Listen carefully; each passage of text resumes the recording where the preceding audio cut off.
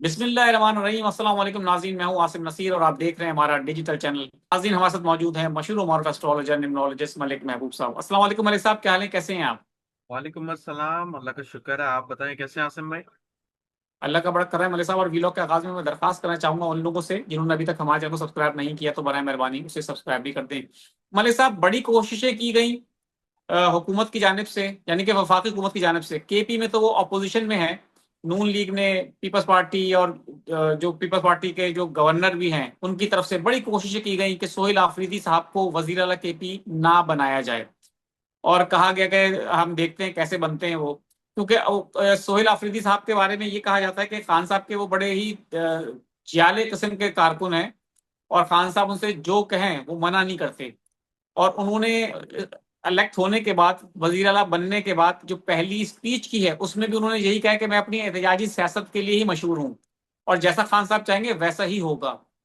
तो अब जो एक था कि गंडापुर साहब दोनों तरफ खेल रहे हैं पिच के, और वो कारकुनों को छोड़ के रास्ते में वापस चले आते हैं, तो सोहेल आफरीदी साहब के लिए कहा जा रहा है कि वो ऐसा नहीं कर सकते। उनके लिए तो ये तक कहा गया किसी ने कि अगर वो खान साहब कहते हैं कि जी छठी मंजिल छलांग लगा दो, ये भी नहीं पूछेंगे क्यों लगा दूं, वो लगा देंगे। वो इतने देरीना कारकुन है पीटीआई के।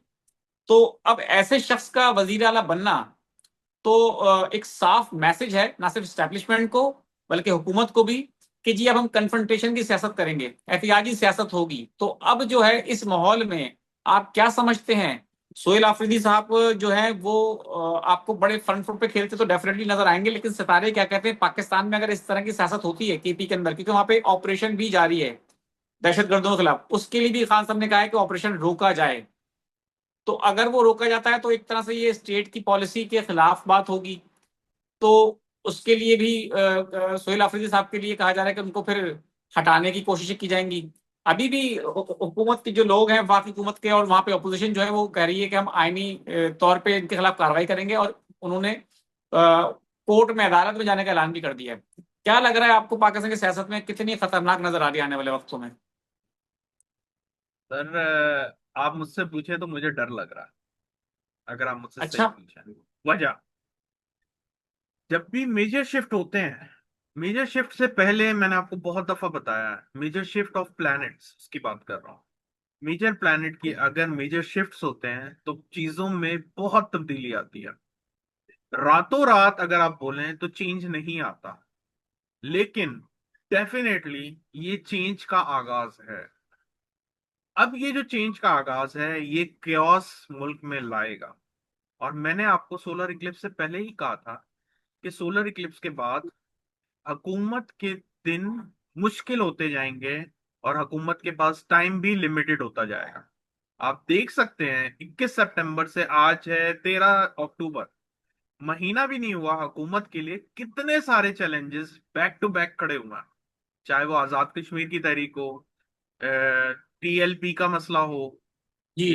केपी का मसला हो, अफगानिस्तान के साथ जंग हो, अभी ये इंडिया के साथ जो मेजर फ्लॉ दिख रहा है, जो मेजर प्रॉब्लम नजर आ रहा है, वो यहां से होगा। अल्लाह ना करे, मैं फिर से कह रहा हूँ अल्लाह ना करे, क्योंकि ये प्रिडिक्शन मैं कोई अच्छी नहीं दे रहा हूँ जिसके ऊपर मुझे मलिक साहब, मैं फख्र आपको होगा। एक और चीज भी इधर, एक और चीज भी ऐड कर देता हूँ। हुकूमत के लिए एक बहुत बड़ी मुश्किल पिछले दिनों वो भी रही कि जब पाकिस्तान की जो हुकूमत की सबसे बड़ी इत्तेहादी जमात है पीपल्स पार्टी, जी, उसके साथ उनके इख्तलाफात इतने बड़े कि अदम एतमाद की तहरीक लाने की बातें भी हुई। जी बिल्कुल, मैं यही कह रहा हूँ, ये सिर्फ और सिर्फ 20 दिनों के अंदर अंदर होता हुआ नजर आया आपको। तो जो आने वाले दिन है, मैं आपको बार बार एक ही बात कर रहा हूँ कि ये चैलेंजेस लेकर आ रहे हैं, ये अपॉर्चुनिटीज नहीं ला रहे हैं। अपॉर्चुनिटीज लाते हैं तो फिर तो हम समझ में आता। अक्सर लोग जो हैं आपके वीलॉग में भी पूछते हैं कि हुकूमत को तो कुछ नहीं हुआ। देखें, मेरी बात सुने, आपको एग्जांपल देता हूँ। अली अमीन एंड गंडापुर की एग्जांपल दूंगा, समझ में आ जाएगी। उनके इस्तीफे से एक दिन पहले किसी को पता था कि अगले दिन वो इस्तीफा दे रहे हैं? बिल्कुल।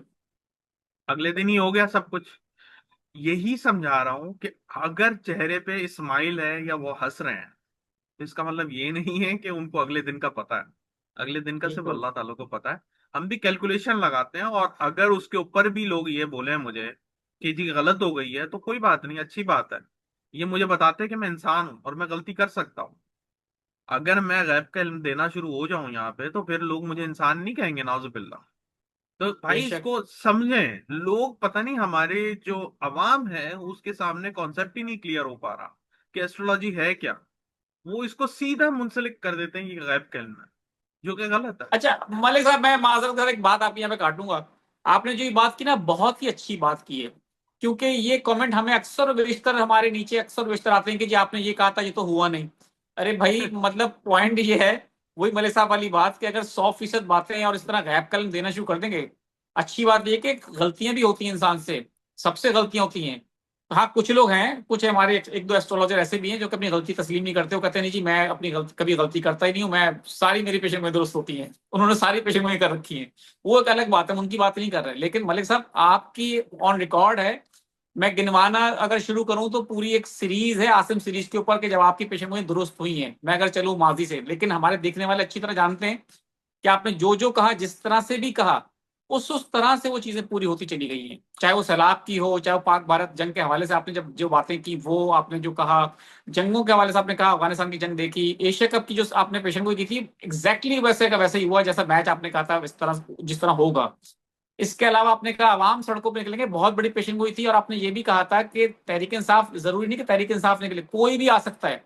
और हमारे कहीं गुमान में नहीं था कि तहरीक लब्बैक पाकिस्तान इस तरह सड़कों पर आ जाएगी और एक क्याओस क्रिएट हो जाएगा। तो बहुत ही अनएक्सपेक्टेड थी ये पेशेंट गोई, और बहुत हद तक वो हम कहते हैं कि 100% वाली तो पूरी हुई है। और हमारे देखने वाले कमेंट सेक्शन में हमें जरूर बताएंगे भी कि मलिक साहब जो पेशेंट गोइयां करते हैं उससे वो कितना इत्तेफाक करते हैं। जी मलिक साहब। जी, तो कहने का मकसद ये है, जो आपने, हम एक्चुअली ट्रैक से हट गए थे तो ट्रैक पर आते हैं वापस। आपने बोला कि केपीके में अभी क्या मामला हो गए। अनफॉर्चुनेटली जो मैंने आपको शुरू में बोला डर लग रहा है, वो इसीलिए लग रहा है। अब जो है नुकसान होगा इंसानी जानों का, अनफॉर्चुनेटली। क्योंकि जो मामलात हैं अभी हाथ से बाहर ही जाते हुए दिख रहे हैं। और ये केओस जुपिटर के ट्रांजिट होने से पहले ही स्टार्ट हुआ है। इट्स मीन कि जैसे ही जुपिटर अपने नेक्स्ट ट्रांजिट में एंटर होगा कैंसर में, जो कि आज से 3 दिन बाद मेरे पास है, आपके पास 2 दिन रह गए, तो ये केओस आपको पड़ता हुआ नजर आएगा। चाहे वो एक्सटर्नल मामलात हो जंगों के लिहाज से, चाहे वो इंटरनल मामलात हो। नो डाउट टीएलपी का अगर ये इन्होंने वाइंड अप कर दिया है, तो ये एक स्पेल था। आजाद कश्मीर का एक स्पेल था। तो ये जो है सीजन पूरे स्पेल से भरा हुआ है। तो अब अल्लाह ना करे कि कोई नई जमात आ जाए सड़कों पे, जिसमें पीटीआई बहुत ज्यादा हद तक दिख रही है। कि अगर अब ये आएंगे तो ये उस तरह नहीं आएंगे जिस तरह अली अमीन गंडापुर लेकर आते थे। ये तो आपने खुद शुरू में वो दे दी थी। एक्चुअली आपको एक और छोटी सी बात यहाँ ऐड करूंगा। आपके वीलॉग से 4 दिन पहले मैंने एक और वीलॉग किया था जिसमें मैंने सोहेल आफरीदी के कार्ड्स निकाले थे। उस वक्त ये बने नहीं थे। और उन उसमें ये पूछा गया था मुझसे कि क्या सोहेल आफरीदी बन जाएंगे, तो मैंने कहा जी बन जाएंगे, लेकिन मुश्किलात बहुत आएंगी। और उसमें इनका एक कार्ड ये दिखा था, जिस कार्ड में सोहेल आफरीदी में, वैसे मैं उसकी ट्रांसलेशन दे रहा हूँ। वो ट्रांसलेशन ये थी कि उन्होंने शेर के मुंह में हाथ डाला हुआ। तो बहुत क्लियरली नजर आता है कि वो कोई छोटे मोटे आदमी नहीं है। वो जो करने जा रहे हैं ना, वो इनके गुमान में भी नहीं है ऑपोजिशन में। तो ये बहुत बड़ा एक मैसिव chaos बनने की तरफ जा रहा है। अल्लाह करे ना हो। क्योंकि हम दोनों फ्रंट पे पाकिस्तानी ही हैं, तो नुकसान दोनों का बेशक। ही होगा और जाने जाया होंगी। चलिए मलिक साहब, सवालात तो और भी हैं, लेकिन वो मैं मजीद सवालात आपसे बाद में करूंगा। कुछ लोगों के जी सवालात ले लेता हूँ। जी डियर आसिम साहब एंड मलिक साहब, you are doing excellent programme, thank you so much. Mohammad well, Farrukh Shahzad साहब हैं जिन्होंने ये हमें तारीफी मैसेज किया, और साथ थैंक में यू अपना जी। एक सवाल भी लिख के भेजा है। जी 13 नवंबर 1918 की डेट ऑफ बर्थ है। सर, मैं एब्रॉड जॉब देख रहा हूँ, कब तक मिल सकती है? और वो बता रहे हैं कि 11 साल सऊदी अरेबिया भी रहा हूँ। बहुत अच्छा चांस है, अभी ये स्टार्ट करें नवंबर के बाद, definitely it will work out. India से सवाल आया है, अब्दुल शाहरुख नाम है इनका, डेट ऑफ बर्थ है 29 अक्टूबर 1992। वो कह रहे हैं कि nowadays I am facing health issue, specially stomach, and I am planning to start a medical business, will I succeed? देखिए, मेडिकल बिजनेस के लिए तो मुझे उनका जायचा देखना पड़ेगा, लेकिन इनको पेट का प्रॉब्लम नहीं है, इनको डिप्रेशन है। You should go for psychiatric. Shoaib Alam साहब हैं, 27/4/1989, कर्ज के हवाले से सवाल उनका यह है कि कर्ज चढ़ चुका है, वो कब तक उतरने के चांसेस हैं? 27/4/1987। 27/4 जी 1989। 89। जी सर।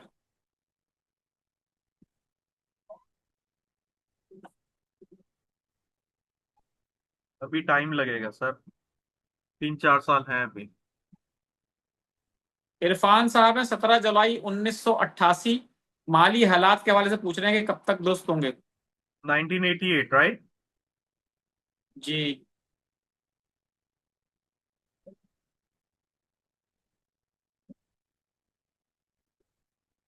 स्लोली ग्रेजुअली होंगे, इतनी फौरन नहीं होने वाले हैं क्या हालात। सैयद आतिफ अयाज नाम है, 31/1/1987। इंग्लैंड का उन्होंने वीजा जो है वो कब लगेगा पूछ रहे हैं, और फाइनेंशियली हालात के हवाले से ही पूछ रहे हैं कि कब तक दुरुस्त होंगे? मिनिमम भी मुझे 2026 नजर आता है। सागर अली हैं 30/10/1992। वो कह रहे हैं फ्रूट का काम करता हूं और 2-3 माह से काम काफी डाउन है, तो कब तक बेहतरी आएगी?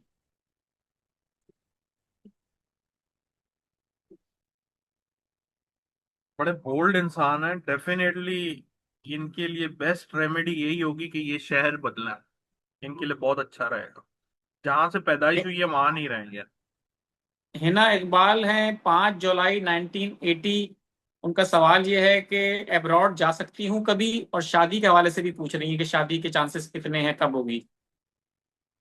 शादी के लिए जायचा देखना पड़ेगा जी, अब्रॉड सेटलमेंट इनकी बहुत क्लियर नजर आती है। चले good luck. 4/10/1999।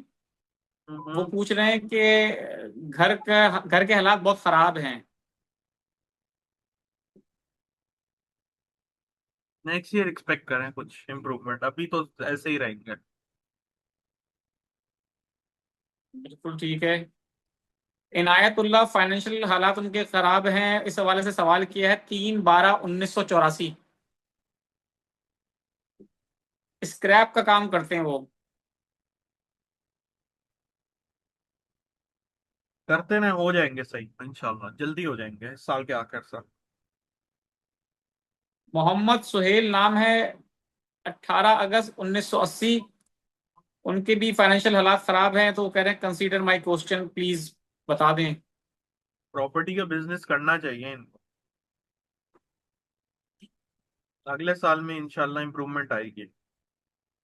You should travel बिल्कुल अब्रॉड। ठीक है। बिल्कुल ठीक है मलिक साहब, बहुत बहुत शुक्रिया हमें वक्त देने के लिए। नाज़रीन, यहाँ हमारे वीलॉग का वक्त खत्म हुआ। मुझे और मलिक महबूब साहब को दें इजाजत। आखिर में हमारा वही पैगाम है, मुस्कुराएं, प्यार बांटें और अपने आसपास के लोगों का ख्याल रखें। अल्लाह हाफिज।